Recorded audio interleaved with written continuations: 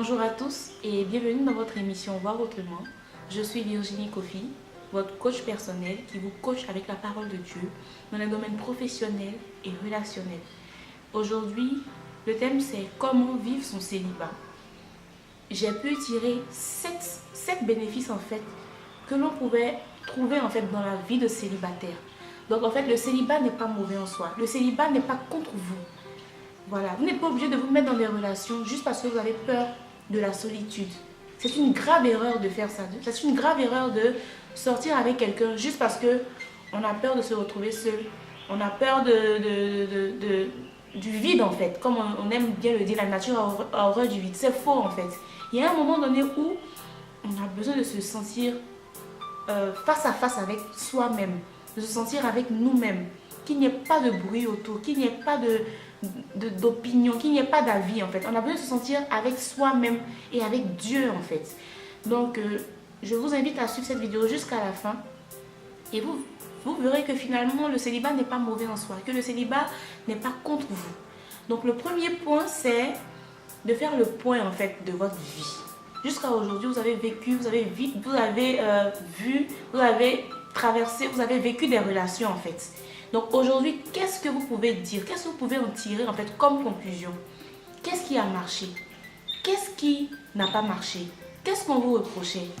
Qu'est-ce que votre conjoint ou votre ex, qu'est-ce qu'il vous disait en fait qui n'allait pas chez vous? Qu'est-ce qui se répétait en fait? Voilà, ça c'est un point que vous devez faire sur vous-même.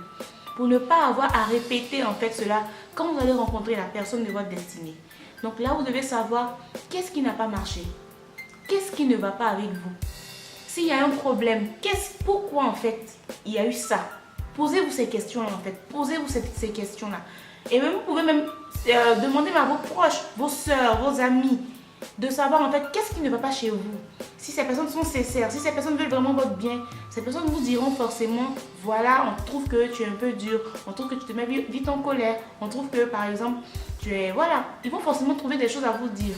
Et une fois que vous aurez fait le tour, vous aurez su tout ce qui ne va pas avec vous. Maintenant, vous allez décider. Le deuxième point, c'est décider de travailler sur soi. Vous allez décider de vous améliorer. Vous allez décider de faire des efforts, en fait. Non seulement pour vous, mais aussi pour la personne qui va entrer dans votre vie bientôt. Vous allez faire des efforts pour votre entourage aussi. Donc voilà, vous allez décider d'être une personne meilleure. Décider d'être quelqu'un qui peut, en fait, réussir à être quelqu'un qu'elle n'a jamais connu, en fait. Vous pouvez, en fait, décider, voilà. En décidant, vous pouvez prendre des conseils en fait avec d'autres personnes. Vous pouvez vous rapprocher des personnes qui sont déjà mariées, des personnes qui sont déjà en relation. Vous pouvez demander en fait comment elles arrivent en fait à réussir leur relation. Vous pouvez vous rapprocher de votre mère, de votre père en fait. Savoir comment gérer une maison, savoir comment faire pour vous en sortir en fait. Comment être une femme, comment être un homme, comment payer les factures. Vous devez en fait décider d'être une personne meilleure en fait. En attendant que cette personne-là arrive comme ça, quand cette personne viendra à vous, il y a des choses en fait que vous n'allez pas avoir à retravailler. Ce sera déjà quelque chose déjà acquis et voilà, vous allez travailler sur autre chose. Et le troisième point, c'est que vous devez profiter de cette période-là pour vous rapprocher de Dieu. Voilà, ça c'est l'un des points les plus importants. Profitez de cette étape-là pour vous rapprocher de Dieu. Si vous êtes déjà engagé en Christ, profitez pour amplifier votre relation avec Dieu. Parce qu'il y a forcément quelque chose que Dieu veut vous dire, mais qui n'arrive pas à vous dire si vous êtes en couple. Parce que quand vous êtes en couple, vous réfléchissez pour deux. Vous pensez pour deux. Vous vous réveillez le matin, c'est la première personne à qui vous pensez le matin. Ce n'est pas à Dieu. C'est la première personne à qui vous pensez avant de vous coucher le soir. La dernière, personne. Donc en fait, il y a toutes ces choses en fait qui font que vous avez mis un mur entre vous et le Seigneur.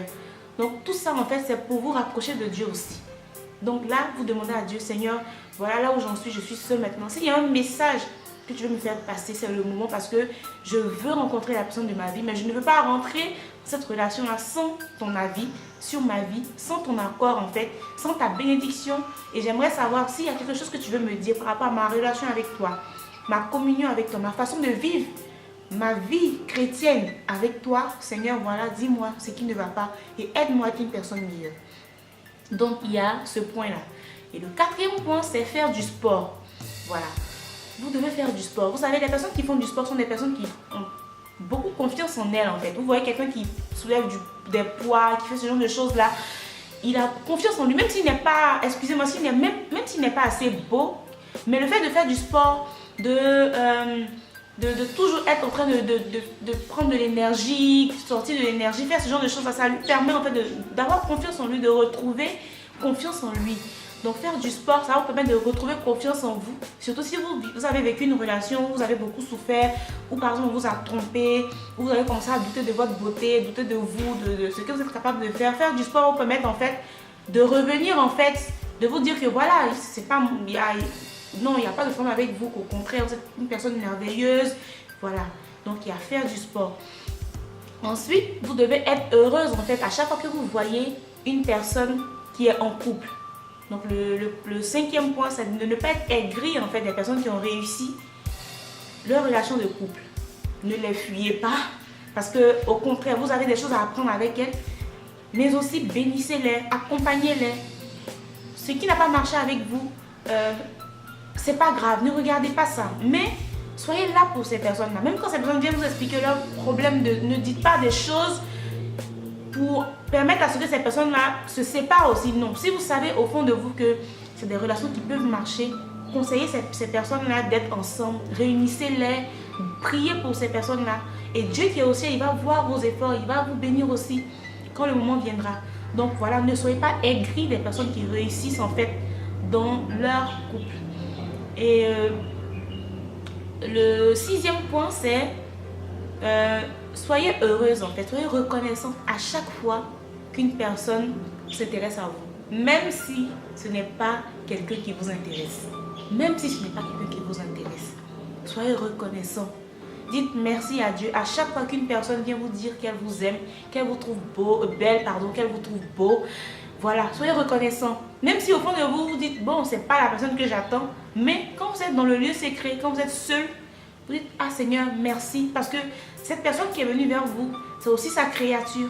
C'est aussi quelqu'un qui a des valeurs. Voilà, c'est pas, ne méprisez pas en fait les personnes qui viennent vers vous parce que juste, vous ne les trouvez pas assez bien, assez beau, assez intéressant. Non. Dites merci à Dieu, reconnaissez parce que ça vous prouve en fait que non seulement vous pouvez encore plaire à quelqu'un, et c'est une manière pour Dieu aussi de vous dire que il entend vos prières et il vous redonne de l'espoir. Voilà. Donc c'est pas, ne méprisez pas en fait les personnes qui viennent vers vous. Voilà, même si vous ne les aimez pas, même s'ils ne vous plaisent pas. Et le dernier point, c'est que vous devez profiter de cette étape de célibataire pour vous rapprocher, pour resolidifier en fait les liens avec vos amis et avec votre famille. Parce qu'une fois que vous serez en couple, et puis surtout, vu votre âge actuel, je ne sais pas, si vous avez 18 ans, 19 ans, là on peut comprendre, mais si vous avez déjà la vingtaine, 25 ans, vous n'êtes pas loin du mariage. Donc une fois que vous serez en couple, une fois que vous serez même marié, il sera difficile pour vous en fait de passer du temps avec vos parents, avec vos amis.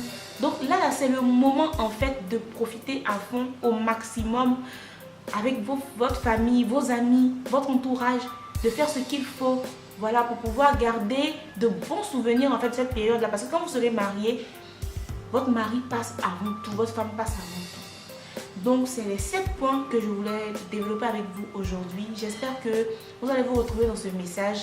J'espère que ce message va vous aider en fait à vous plaire en fait, à aimer, à apprendre à aimer votre situation de célibataire, à comprendre que Dieu n'est pas contre vous, que vous êtes une belle personne, mais que cette étape-là est importante pour vous, pour pouvoir faire le point, savoir où est-ce que vous en êtes, savoir où est-ce que vous devez aller en fait. Et vous allez voir que peut-être que avant vous avez une catégorie de personnes qui vous plaisaient, mais que avec cette situation de célibataire, vous allez voir que finalement c'est pas ce genre-là en fait qui devait vous intéresser, mais que voilà, il y a un autre genre de personnes qui devait vous intéresser. Et le Seigneur va vous ouvrir les yeux sur beaucoup de choses. Il va vous apprendre à être une femme, il va vous apprendre à être un homme. Donc c'était Virginie Kofi dans votre émission Voir Autrement. Je suis avec vous et je prie que vraiment ce message-là vous fasse beaucoup de bien. Je vous souhaite une très très belle vie et je vous dis à très bientôt. Merci.